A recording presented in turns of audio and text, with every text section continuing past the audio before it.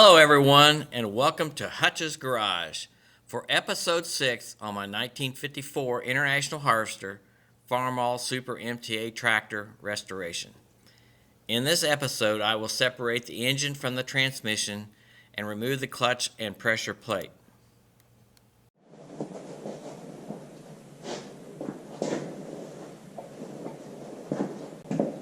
Well, we're just about ready for the moment of truth to remove the engine from the transmission and the rear end of the tractor. The tractor's sitting pretty much level. It's almost perfectly level, and that'll help me out when I get ready to put it back in. I can get the face of this leveled this way. There are 2 pins on this tractor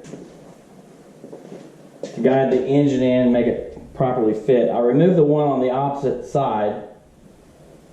It's down below the right rail, down in this area. And it looks like this. You put a nut on it, there's threads. Here's the other one on this side, on the left side. So I'm going to take that one off now. Or try to.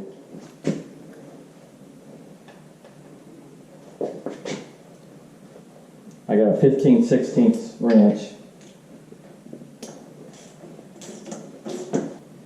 Alright, I won't go any farther. It'll probably come out when I pull the engine.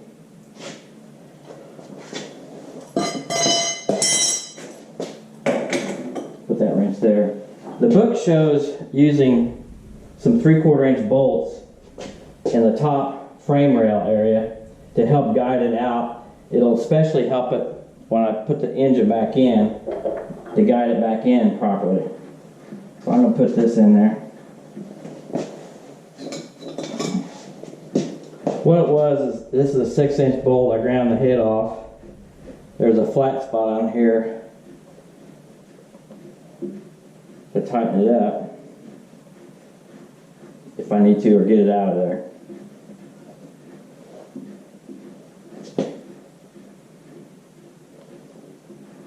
Alright, that's in far enough.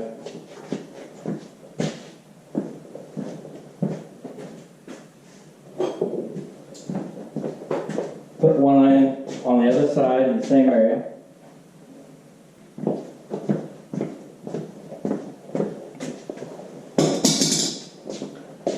Now all that's left are 2 cap screws, long ones back here, going all the way in to catch the engine. So the engine is only held by 2 bolts and a little bit by this pin. What I'm going to do is make sure I've got the weight on the engine with this hoist. In other words, I got the weight of the engine with this hoist. Kind of move it up and down.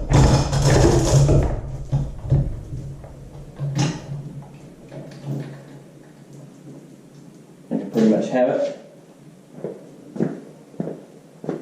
I've got the tractor in first gear, the belt pulley's engaged, and like I showed earlier, I'm going to move the tractor with the belt pulley backwards, away from the engine, and then we'll work things out as we go. So I believe I'm ready to do it. I first have to remove this jack under this area here. I've already lifted this. I got a device under here to roll the transmission back. This is a photo of the transmission caster device I fabricated before beginning this project. It consists of 2 4x4 by 1/4 inch angle iron side supports, 2 3-inch by 3-inch by 1/4 inch cross pieces, and an 8-inch caster wheel with a 3/4 inch thread rod welded on for the height adjustment. Wheel. So let's take this jack out.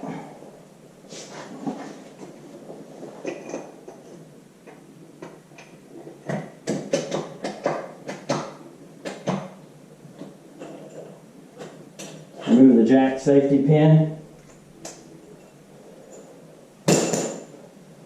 Slowly. Okay, now it's supported by this piece.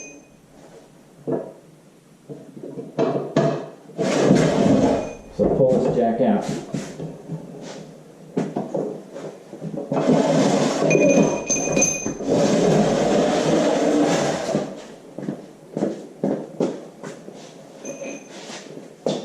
got two 4x4 boards down here.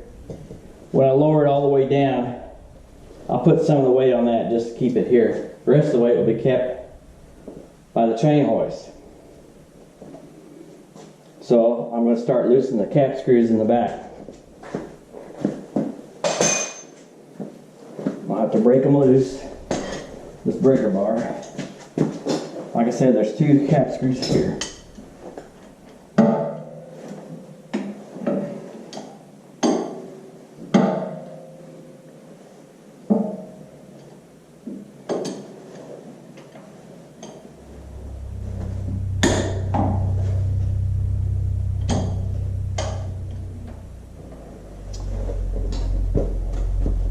See if I can get it with the wrench. Ratchet.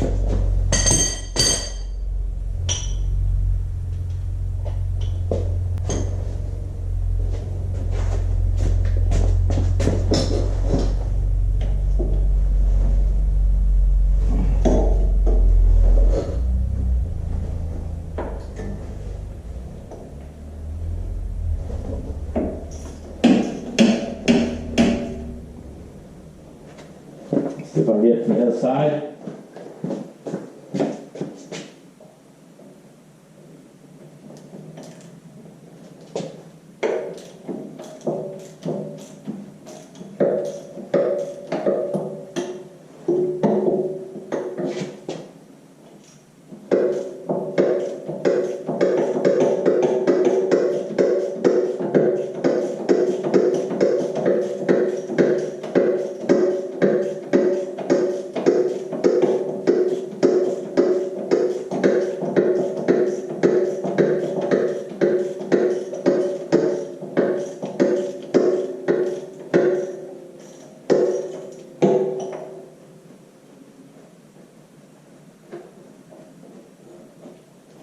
We're free on that side.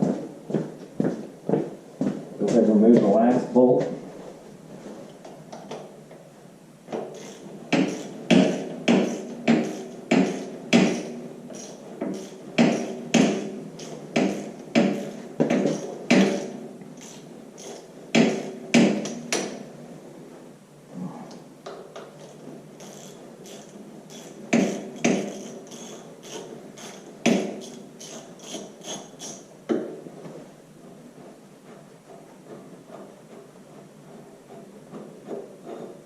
Okay, it's free.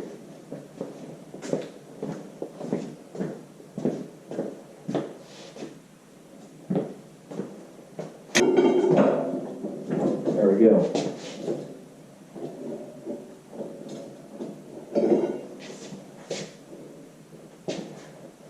It's all right. Ease off just a little bit. There we go.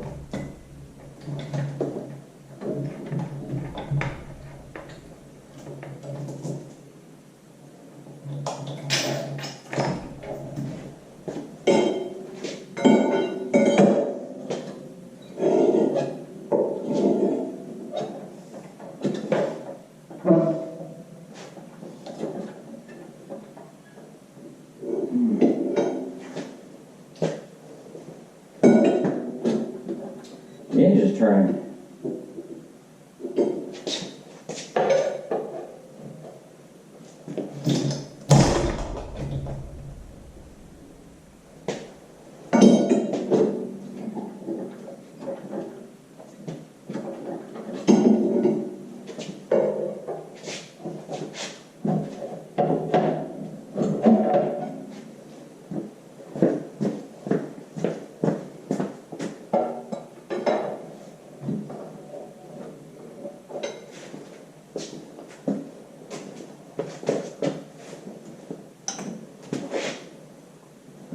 Clutch is still dragging.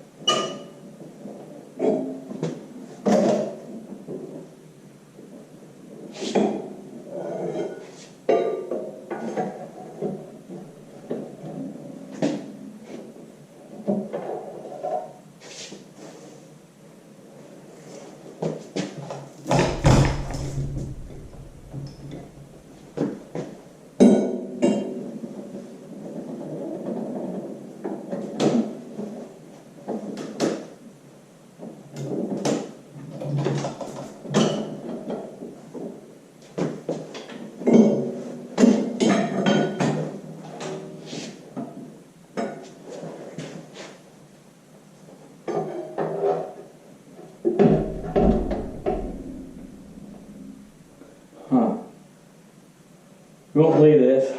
I forgot to remove the pipe to the air cleaner. So let's do that off camera. Alright, we're back to where we were.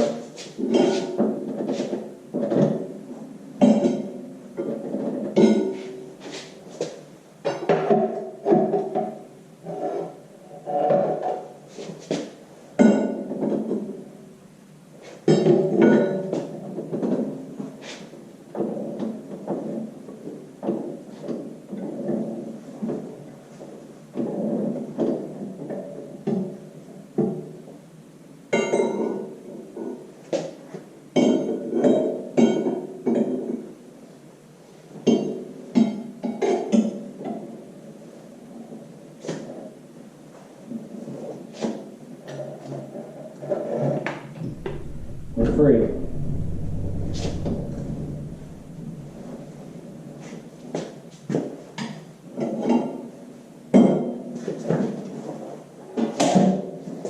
Lock the brake. I'm going to remove these. No, actually, I'm going to turn the engine.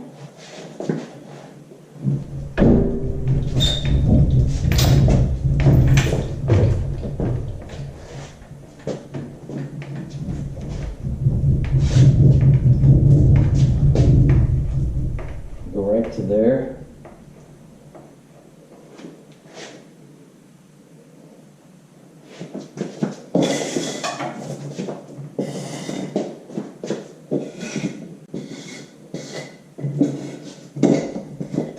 And that's that. I'll winch it down, set it on these blocks. The next major item is removing the clutch and the back plate. My next goal is to remove the clutch and the flywheel. I first want to show you the inside of the bell housing, what it looks like. You can see it's not terribly dirty in there. I mean, there's grease thrown around, and the splines actually look pretty good in there. So let's get to the clutch.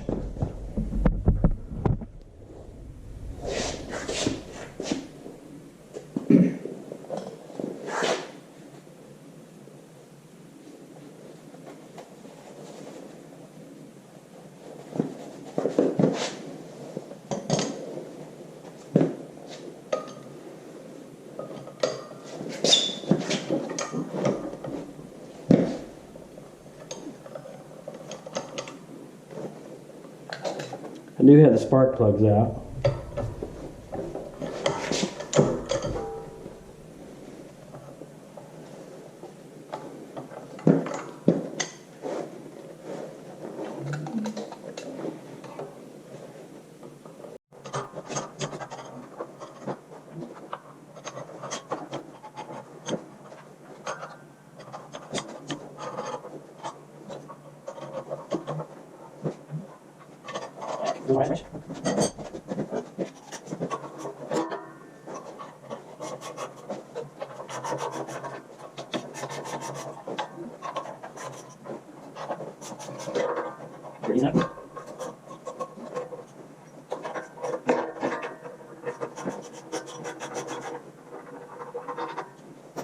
Outside.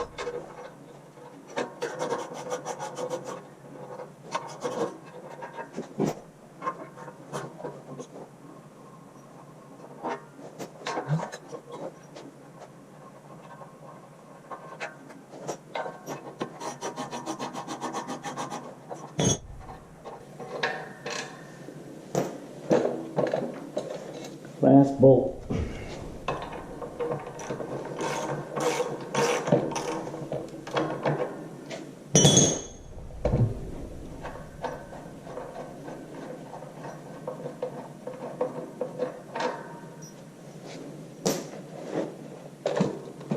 Let's see what we got.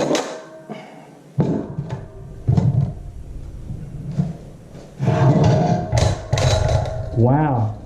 I was expecting some cracks and other things. It's glazed.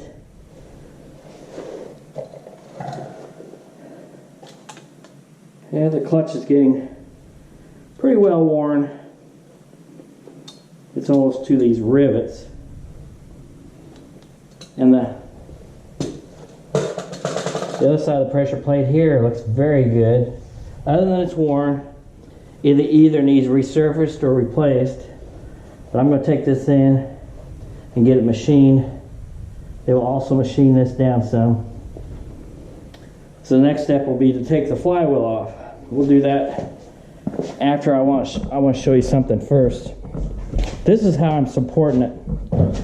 I've got concrete blocks and 4x4 underneath each side. This is a long one, so it covers more bolts of the oil pan. So the oil pan bolts are sitting on that block, and the concrete block is pushed up against the oil pan.